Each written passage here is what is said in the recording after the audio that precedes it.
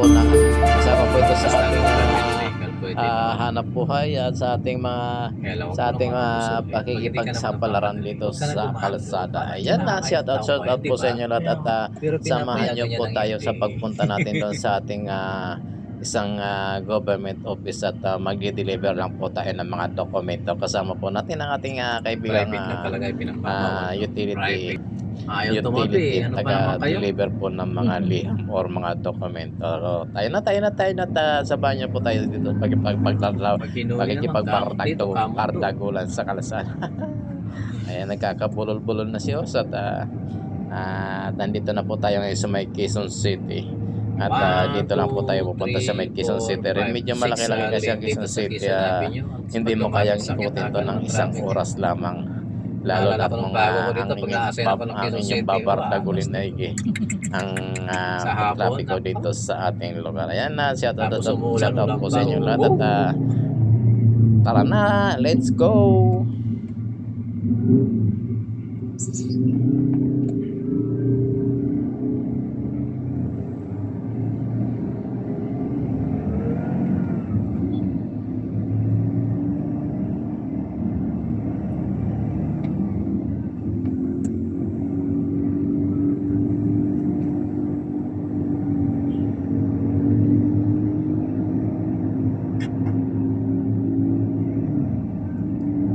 Timog. Ayan.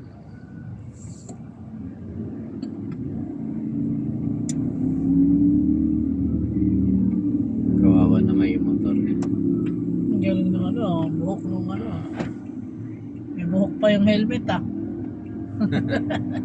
Dinidikit lang yan dyan. Pag umulan malalaglag yung may buhok na kasi mabigat yung tubig Ganda ng kulay, pula-pula. Ito Kamuning SSS LTO.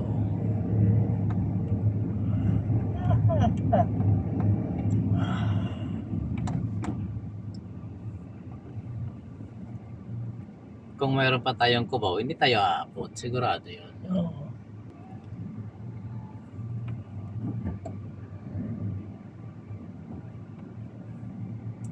Tibok. Ano? Itong stoplight na ito matagal talaga ito. Baka hindi ng pasahero.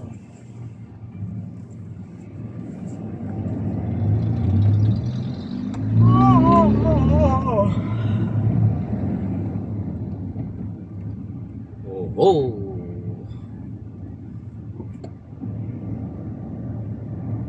Kahapon muntik na ako ng taxi, bigla ba namang lumusot sa may kanan ko Gulat ako kasabunutan ko sana kaya lang pagtingin ko matanda na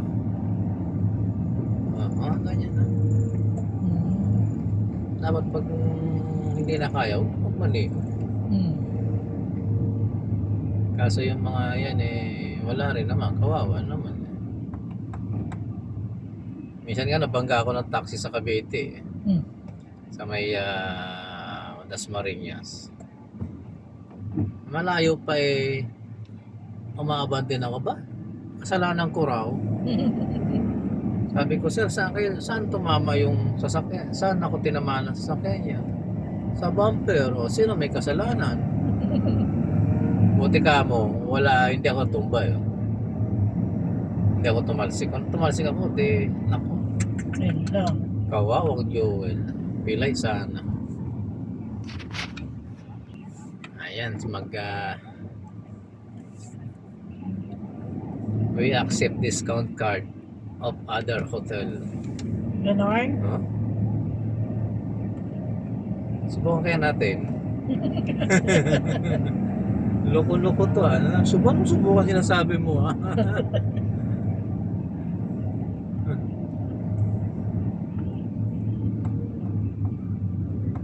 South Insular.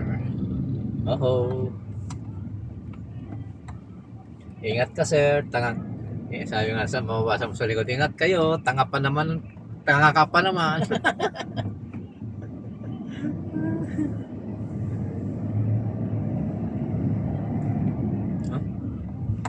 Music Bank. O ba? Mayroon na bang palang bangko ngayon ng music? Ano? Ano? Music Bank. Kaya lang family Kid TV and restaurant. Kid TV bar pala siya. Dito yung music bar ni Alan Kay. Saan? And the wisdom. Sabi nga nila, kung mayroong umaangat, matuwa ka. Di ba? Huwag kang mainggit. Kanya-kanya panahon lang yan eh. Dahil yan talaga ay para sa kanya. Ako pa nga unang nakaalam na regular na sila ngayon, hindi niya alam. Ay, ikaw lakay, congrats Ano naman May bana. May mama ka, matutuwa na rin ako. Yayaman ako kung hindi ako gagastos. Hindi ka rin kakain. Hindi ako kakain. Eh yun, sigurado, magda-diet ako nun. Sexy ako nun. Oh? Paano nangyari yun? Yayaman na ako, sexy pa ako. O ano, the work compensation yun Di ba?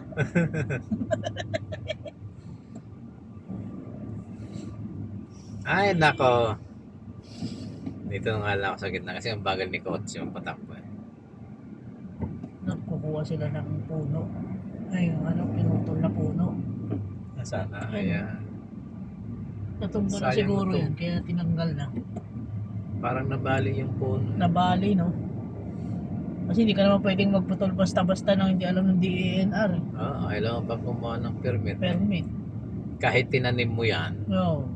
kailangan mo pa ng permit.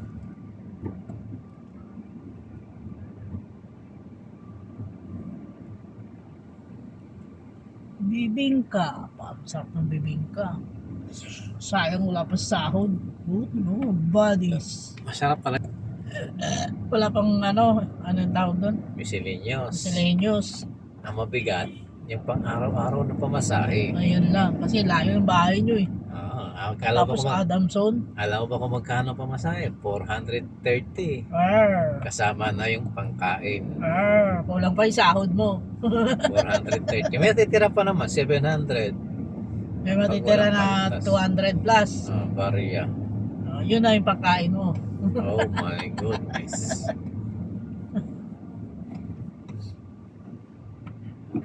Yung panganay ko kasi, ewan, talagang ganyan mga anak.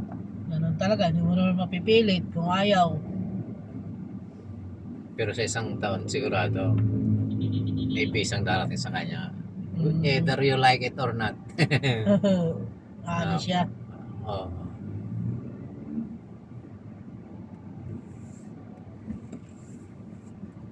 Sabi niyang kanya mga tiyahin, may either she like it or not.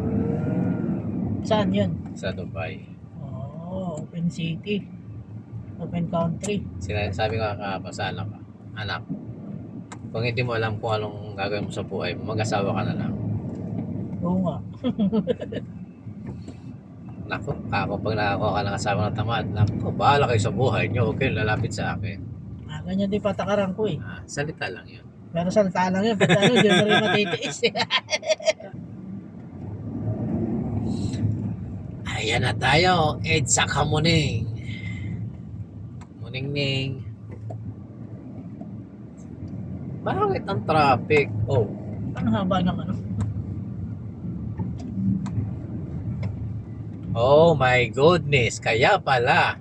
taxi. Ikaw ang salarin. Ayan, tabi mo. Baka flat yung gulong. Ay, hindi naman eh. Ano nangyayari sa iyo?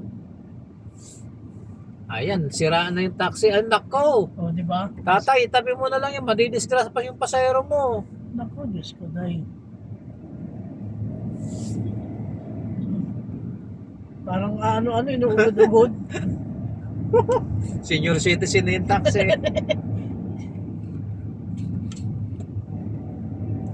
Ayan, sa Magalang Street. Diliman, Quezon City. Tigilan mo na yung laro mo na yan. Kasi malapit na tayo. Okay. Land Transportation Office. Main office. Quezon City.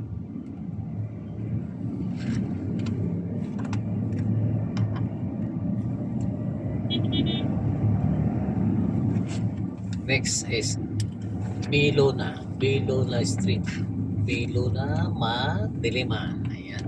Tagal ko rin tumira dyan. Sa Bilona na yan. Eh, namupahan. Nakitira lang ako sa pinsan ko eh. Pasaway eh. Pinalayas ako ng tatay ko sa isang salita lang. Layas na. Mabait na anak eh. Pasunurin. Masunurin. Ngayon taga-buhay, sunod ka. Pag sinabihan ka na layas. O, sabi niyo, ilayas ako. Tapos nung hindi ako nakikita, iyak.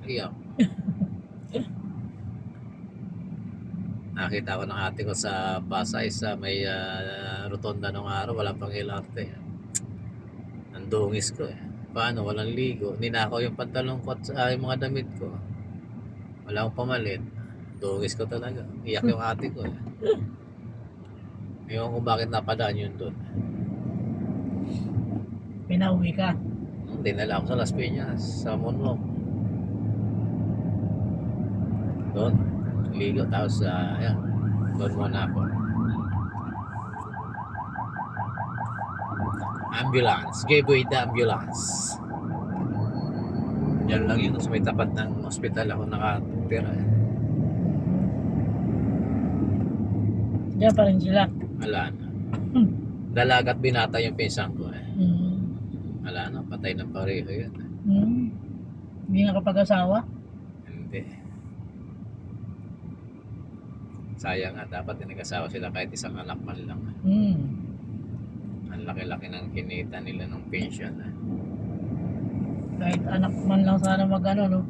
Oo, wala. Kaya, mahirap pag walang anak. Okay, is na tayo.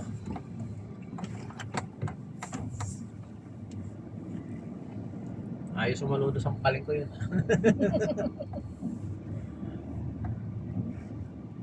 Ayan. Ayun, no, may bakante. Galing ah. Galing nila. Sila magaling. Okay. Ayan. Okay. Go. Enjoy.